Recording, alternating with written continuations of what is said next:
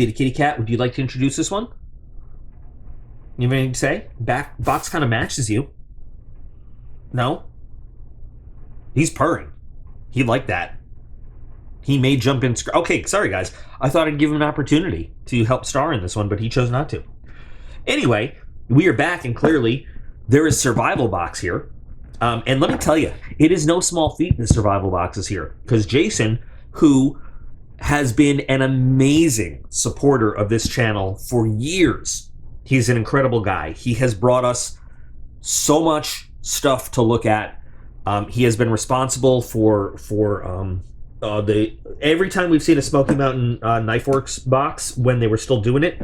And remember, Smoky Mountain stopped because they felt like they could not provide a quality product for the price anymore with the inflation and everything. So rather than provide junk, they just said, hey, we're going to stop doing this now. Awesome company. Anyway, he's provided other stuff. He basically has been, I don't want to get too into it, but he's paid for boxes that these guys never sent. Looking at you, Survival Box, it has been an issue, and you know, Jason really wants to see this on the channel. These are Jason's boxes. He pays for them. There's a few great supporters who pay for boxes that we unbox, and then, you know, I send to them after, you know, they're delivered here. He's paid for boxes that, for one reason or another, I don't know what's up with Survival Box, they have not sent. And then they just stopped. Anyway, I'm not gonna get into it, but the fact that he has kept on it and kept the fight up because he wanted to see this and he wanted everyone else to be able to see this on the channel is pretty cool. So I'm not sure what month we're actually looking at here. I don't know if this is December or November, but it has just recently arrived. And the box, black and white, does match Peter Kitty Cat. See, he's checking it out now. So let's see if this gives us a. Anyway, it doesn't. I thought that would. Oh, here we go. Here's the card. I like the way they do it. It's in the top of the box, so I need to get it out. It doesn't give us a month. Now, there's a couple different things that Survival Box does. They also have a knife of the month that he pays for and subscribes to, and that comes in the box. And I'm going to get all this stuff out, and then PETA, of course, is going to happily jump straight into the box. I'm sure. Wow, that's heavy. PETA, you want this box? You want the box? Here, look. You can get in it for a minute. You can't keep it. Go for it. Go on, bro. Box it up, man. Let's see. So we've got CBRN. Oh no. Ugh. Anybody that's ever been in the military dreads the 4 letters CBRN. The training worse than the actual implications of it on the battlefield, because hi. Thank you. The training is just having to do it and recertify, and they make sure that the training is worse than what you actually encounter, so that, you know, if it ever happens, you're like, oh, I've got this. But anyway, so we've got 1, 2, 3, 4 items. Looks like in the actual box. And I don't know if they intentionally sent 2 of these, but we got 2 of them. That's cool.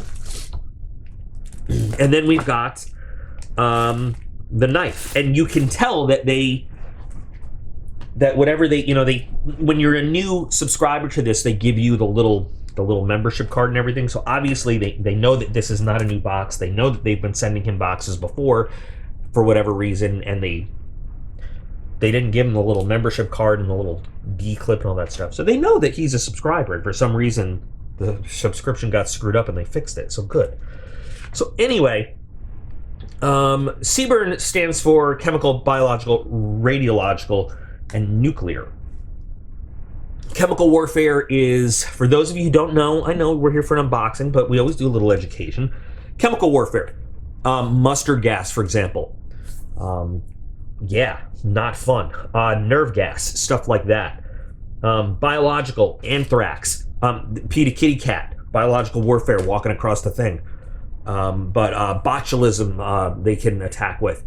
I think anthrax is the one we all think of the most, but there's other actual live bacteriological, virological things they can release on the battlefield. And of course, radiological and nuclear. Now, what is the difference between radiological and nuclear? Okay, so a dirty bomb, for example, would be a radiological event. Okay, a nuclear explosion is a very specific thing. That is the actual release of atomic fission or fusion device. Radiological is where a device goes off and just spreads radiation. So it's two different kinds of events. Okay, radiation affects the body one way, and radiation is part of a nuclear explosion, but a nuclear device itself going off has some very specific effects to it. So that's why we separate, when we're talking about CBRN, radiological and nuclear as two separate things. So there we go. And that's all fun stuff you learn when you have to mop up mission-oriented protective posture. It's all the stuff you wear, and there's levels 0 through 4 when we say mop up when you go through that training. So anyway, that's what this box is focused on, is protecting against that stuff. And I'll be honest, as a civilian, without the proper detection system, that's the key thing, guys. You need to be able to know this is going on. And we always used to say, military-wise, of course, once you're in the middle of it, you're probably like when you recognize symptoms of this stuff going on, you're already exposed. You're already affected. So the military and the government invests millions upon millions of dollars of early warning stuff. We have, and I know you want to just look at the stuff, but I feel like I need to do this education stuff so we can look at it and then judge if it matches this. We had specific, I know it sounds stupid to say, but we had pieces of tape and paper that you could put on equipment and vehicles. And since a lot of chemical warfare stuff comes in airborne droplets and stuff, if that was affected, it would turn different colors and tell you what it was. We would wrap the tape around, I'm not kidding, the tape around, when we had all of our gear on, around your ankles, around your wrists and arms, and around different pieces of equipment, so that you could see that very early color change and immediately know, oh, I need to get my mask on, because the mask would be one of the last things you'd put on if you had to. It's very hard to operate and communicate in the full-on mask, and this is not it. There are air sensors. There are all sorts of things. So without knowing you're in the middle of this stuff, especially radiation you can't smell, taste, see, hear. You need a detector to know. Anyway, okay, I tell you all that so that we can evaluate all this stuff and see how it goes. So the first item out of the box is a full face respiratory protection, anti-dust and gas.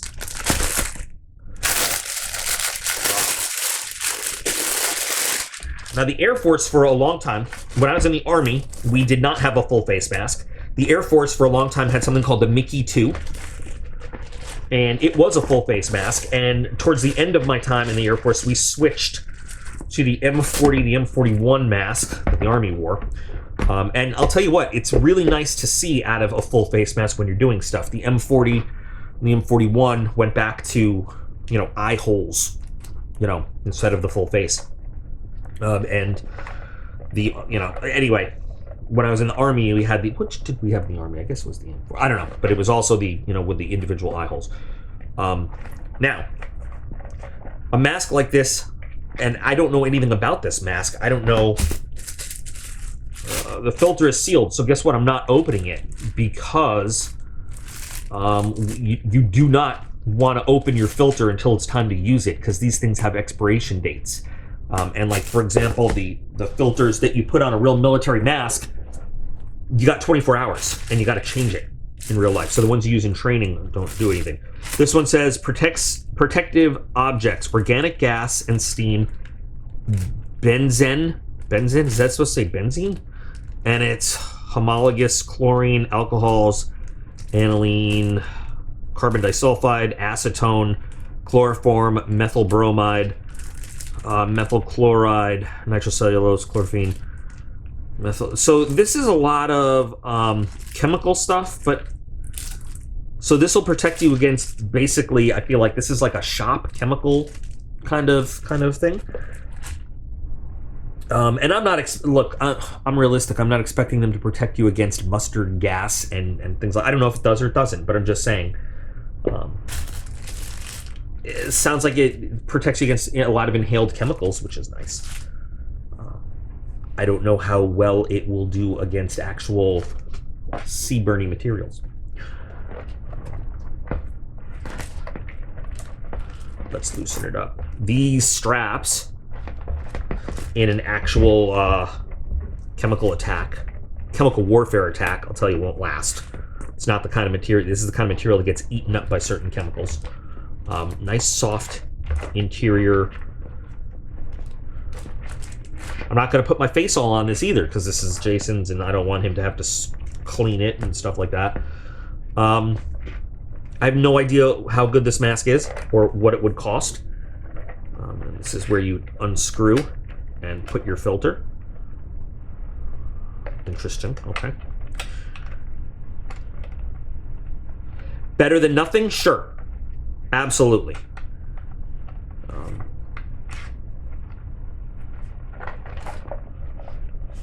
The thing is, you want to be very familiar with what you are and are not protected against so that you know. Definitely better than nothing. And you know what? I'm sure, I'm going to throw this out there too, in other uses, smoke, house fire, help you escape from that. This looks like if you had a civilian disaster, let's say a chemical plant explosion, chemical car derailment, something like that, evacuation from that kind of thing. This looks like it would do very well based on the chemicals listed there. Looks like it would do pretty well for you. So, okay. What's next? Membrane Solutions water filter. So it's another water straw. And I am going to open the package just so that we can see what it says in terms of its filtering. It's a 4-stage filter. And what I'm really looking for is how small the filter membrane is and what it does for you. 0.1 micron ultrafiltration membrane. Cool.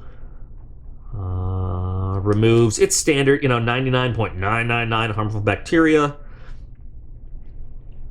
I want to see them actually mention viral organisms. They might not. They might just say bacteria, but bacteria and virus, two different things. Medically speaking, they work in different ways. And antibiotics do not kill viral organisms. It does 1,000 liters.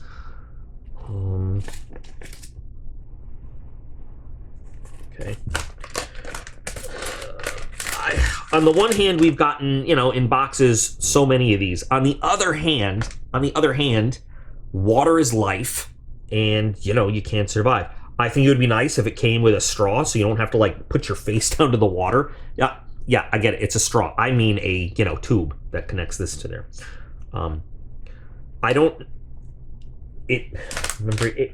The packaging looks so much like a Life straw, and I bet they do that on purpose, but I don't know how well this brand fares against others. But again, like I said, there's some people who say, I'm so sick of water filters and this and that. And on the one hand, I get that. But on the other hand,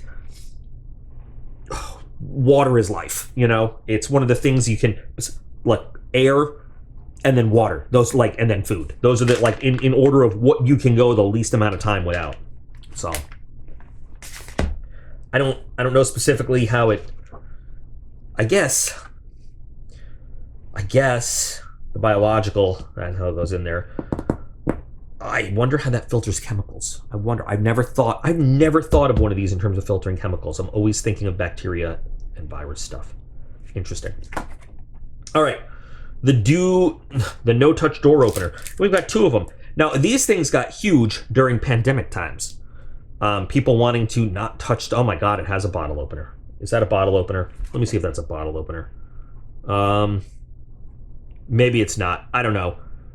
It looks like it's a bottle opener. And it looks like it actually has a rubber stylus kind of thing. Let's see. Let's see if it's styly.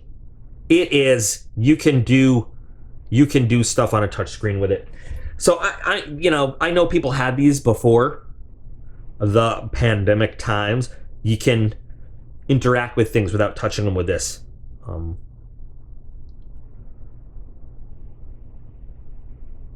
I remember the big ones were made of brass. And you know, brass is naturally antibacterial. That's why door handles are made of brass.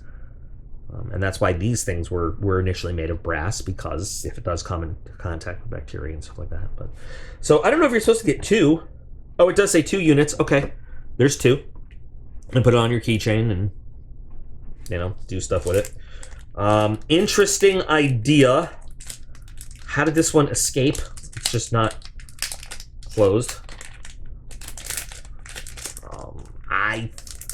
I gotta say, I think there's a better thing I could have put in here first.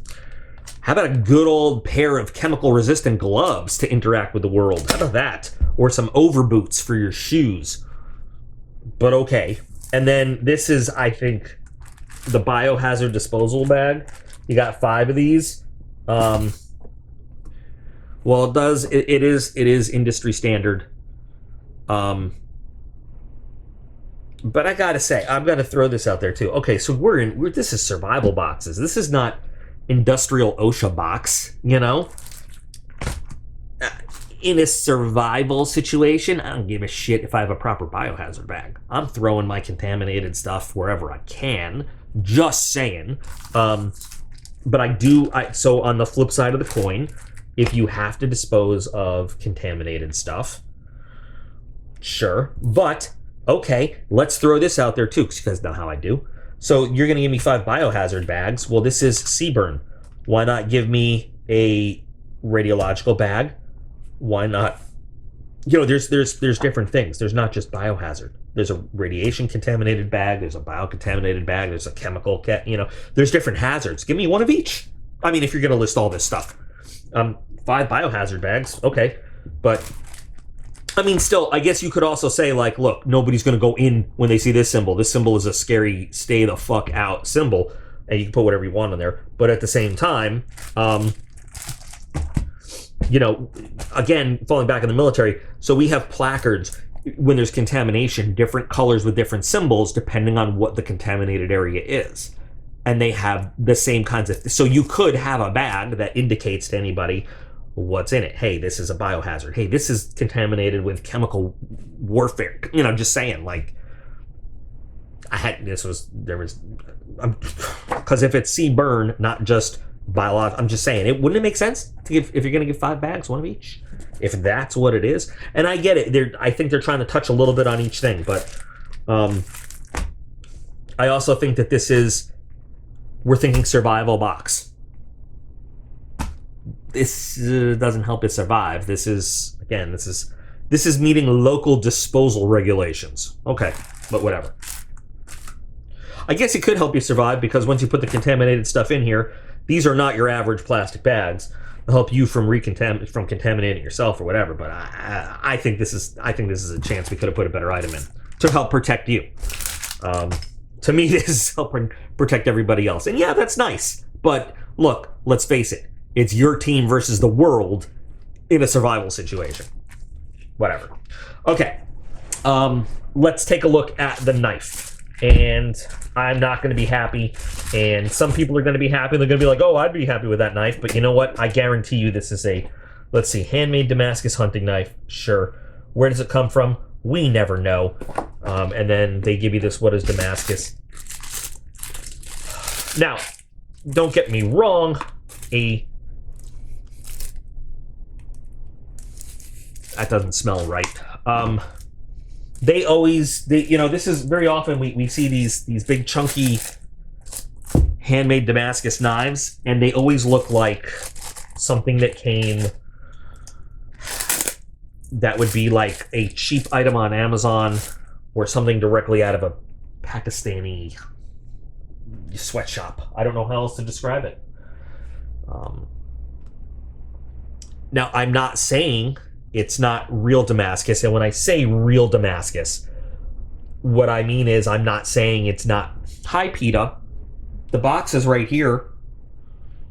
Would you like to get in it? No, he would not. So as I was saying, I'm not saying it's not actually pattern welded steel, because it has the appearance that it is potentially genuine pattern welded steel. I'm saying I have no idea what kind of steel it is. I don't know how good it is. I don't know the quality of ooh, what the fuck was that?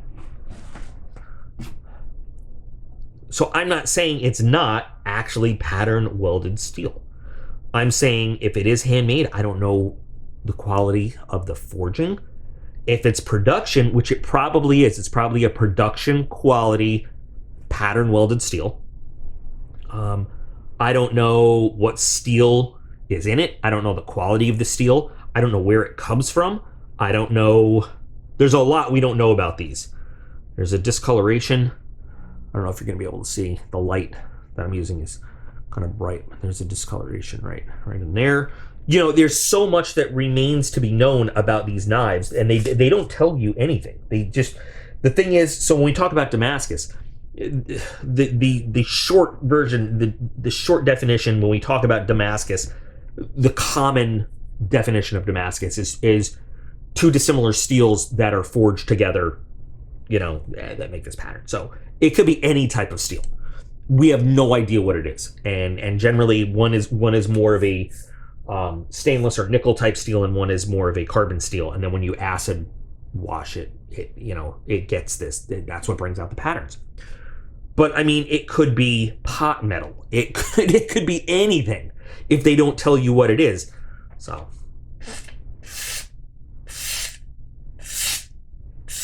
it's a nice edge on it.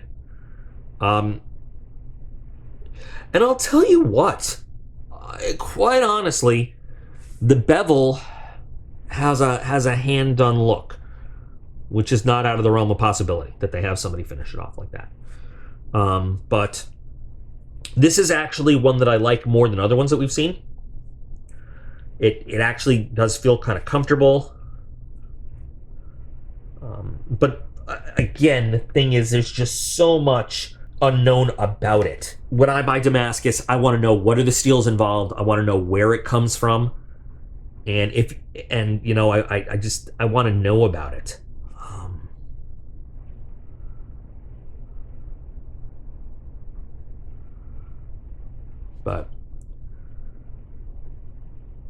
And don't ever confuse modern day Damascus with ancient Wootz steel, the original real Damascus, because you're never going to find that today. Not for less than like ridiculous money. It's an interesting looking knife. You have nice mosaic pins in there. Well, one mosaic pin. And ooh, look at that. Like some epoxy that came out of that pin and just settled on the handle and was never cleaned up. If Jason says it's okay, I might actually, maybe let's test this thing out. Let's do a hard use test on this and see what happens to it. See if we get any separations in the steel. I can't think of the technical word right now. There's a technical word for that, and I'm not thinking of it. And I'll get like 80 comments telling me what it is. I know what it is, I just can't think of it. Oh, the leather sheath, by the way, does not smell right. Does not smell like good leather. It might be what they tanned and treated it with, but anyway, simple leather sheath. So that is the box. Now, I honestly do not know if this is November or December. I have no idea. I don't know. But Jason is a superstar in supporting this channel. By the way, this burlap bag, I think, is maybe possibly a better item. You can do a lot with burlap. You can make ghillie for a ghillie suit. You can use this to strain as layers of a water filter. You can burn it if it's not treated with anything. Although this looks like, I don't know. So anyway, well, what are your thoughts, folks? What do you think of Survival Box for November or December? Favorite item, least favorite item? I personally think that for what he's paying, he should be getting more.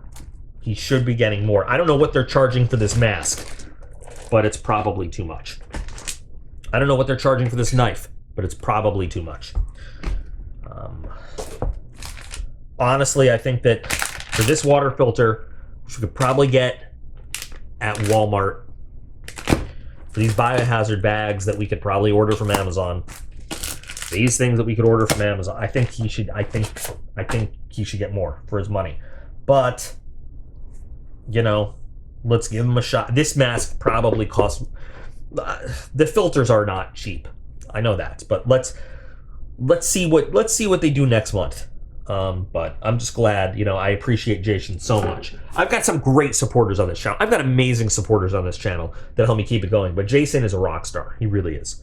So anyway, yeah, what do you guys think of this? Favorite item, least favorite item? Anyway, what do you guys think? Tell me, discuss with me. What if any one crucial piece of gear in here that you think is important, what do you think it is? Or what do you hate the most? Tell Jason, don't tell me. So anyway, thank you, Jason. Thanks, guys. Yeah. Remember that you are all absolutely awesome. I appreciate every single one of you, and I'll be back again real soon.